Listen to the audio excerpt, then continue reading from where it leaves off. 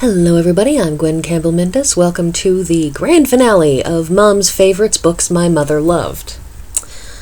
So, March 17th, 2019, my father sent me an email from the hospital saying that my mother had just gotten out of surgery. She had broken her leg close to the top of the thigh, and she had been taken to hospital to deal with the problem. And my mother had been ill with multiple sclerosis since the 70s, and it had only gotten worse over the intervening years, obviously, with a sharp decline that started approximately around 2000, and she had been in a sort of a specific decline ever since then, periods of plateaus, but always ultimately getting worse. And that email is the last email from when my mother was still living. It was not long after that my father phoned and said that her blood pressure had just dropped away entirely and she had died in the ICU. And not long after that, I decided I was going to do a memorial retrospective of my mother, pictured here, in a painting that was done in the late 70s. She had been posing for the painter and had fallen asleep, so that's why she is the way she is in that. It's because she just kind of went kerchunk, and that was that. But, the thing is that when I was 16, my mother suffered a massive psychiatric breakdown. It was a mental breakdown, but it was one caused by medication-related issues rather than, sort of an emotional one. And I know that the line between those can be often very, very blurred, but this was something that her brain chemistry went out of whack, and she just started talking crazy. And following that, in a lot of ways, that was when I lost my mother. And, I was I was 16 in the 90s. And so it's been a very, very long time. It had been a very, very long time because at first there was no communicating with her as another reasonable person. I mean, it wasn't that she couldn't talk, but she believed a bunch of things that were patently not so because of this issue. And following that, her mental state never wholly recovered.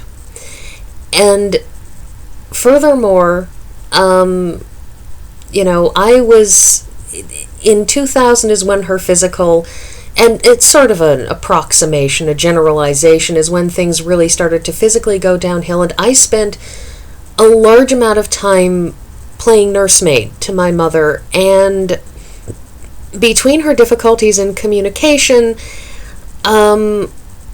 because there were some mental issues that followed upon this, I never really got to know my mother as one adult to another. Now, yes, you always, your parents will always see you as their child, and they always remember when you were a baby and they had to change your diapers and all of that, but there comes a point at which you are old enough that they can start discussing politics with you, or literature, or television shows, or what have you, and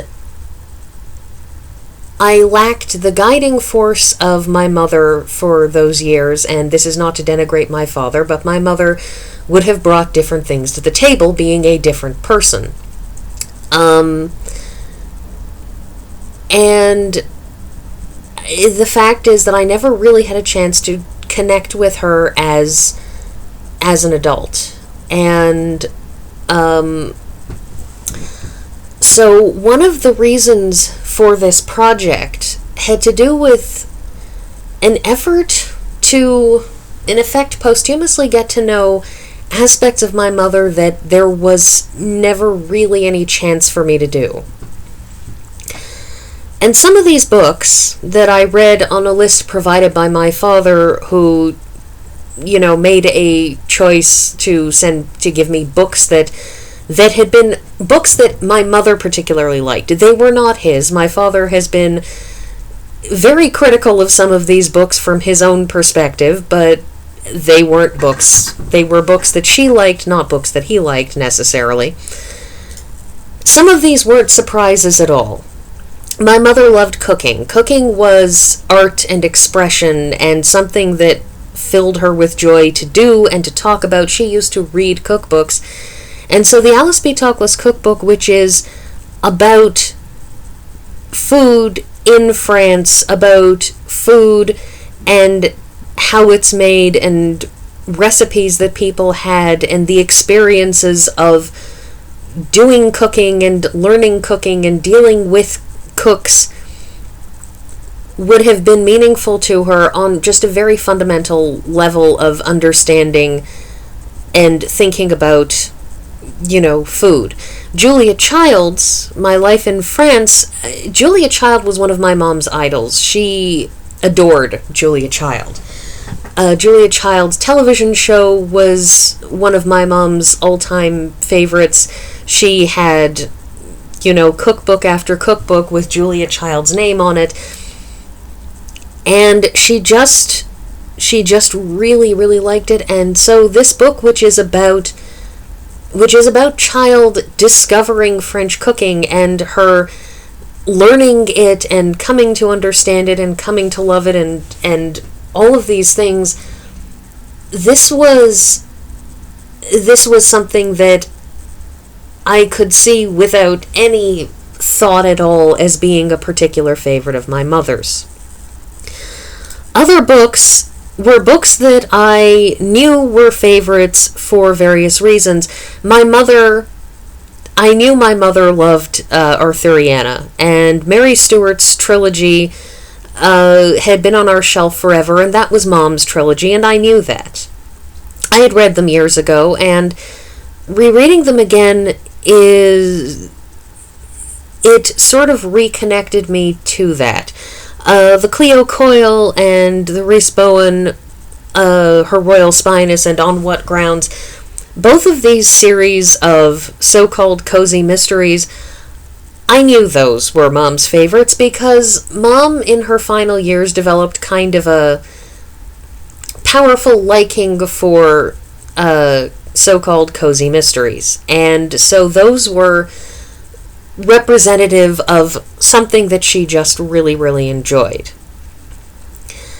The Colleen McCullough, The First Man in Rome, was something that, again, I was aware because my father had read books aloud to my mother, and she had enjoyed these, and so it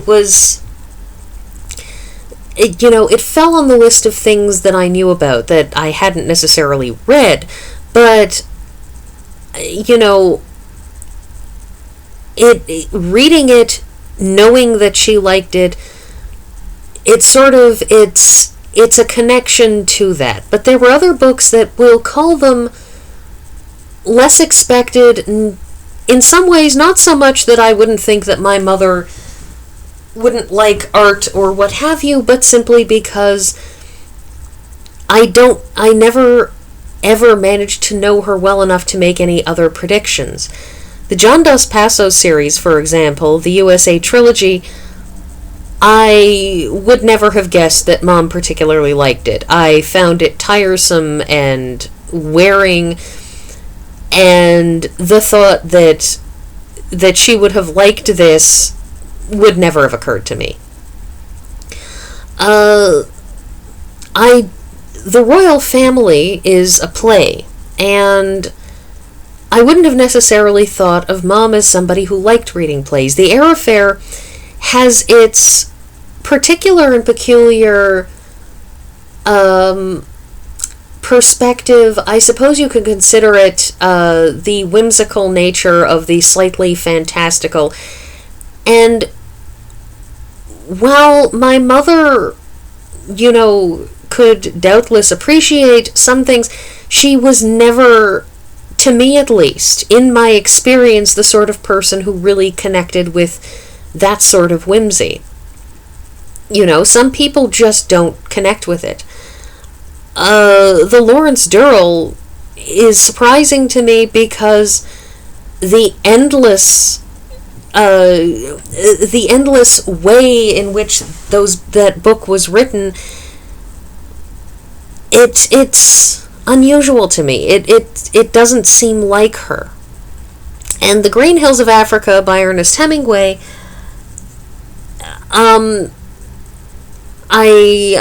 that's another one that I don't quite follow it as being necessarily one of her favorites. The Palliser novels I did know about because she had made Dad reread them to her over and over again, but reading them, there are a lot of things in there that frankly strike me as something that, from what I knew of her, her particular strong bent for personal independence, for self-determination, aspects of that seem strikingly not part of those books in such a way that I frequently found myself surprised that these were favorites of hers. And The Staircase in Surrey, the gaudy young Patello Memorial Service Madonna of the Astrolabe full term, again, these were books that I didn't really click with. And so, looking at these, it gives me an insight. Now, one of the insights my father gave to me about these, was that one of my mother's particular tastes in books, things that she particularly liked, was books that had a strong narrative perspective. That is, the Palliser novels, the narrator in them is constantly present. He's constantly putting in his 2 cents. He's constantly saying little side notes and sidebars. He's very present. The Gaudy and the Staircase in Surrey is, again, it's very, very specifically from Patello's perspective. And that's one of the things that you note when you go back over these books, is that these are books in which the narrative perspective is very, very strong. And it's something that I wouldn't necessarily have thought of. Again, because I never knew her in this way, and I'm not sure I ever would have, but now I never will. And so these books, they cover a spectrum of genres, of narrative types, of all sorts of things, and about the only thing they do have in common collectively as a whole is this strong narrator. And it speaks to the broadness of my mother's tastes, the broadness of her perspective, and a breadth of reading and thought that I'm never going to know, that I never knew, that will never be there for me. And I regret this. It's a regret that I'm not sure could have ever been solved, because, as I've said before, I was too young when we sort of lost that for me to really connect with her as an adult. I was 16 when this sort of particular mental downhill slide happened. And that's just verging on being old enough to start having these conversations. So this is my memorial. This stands to who my mother was without all of these things that came in between. And I'm not sure I have anything else to say. So I guess I will see you all next week.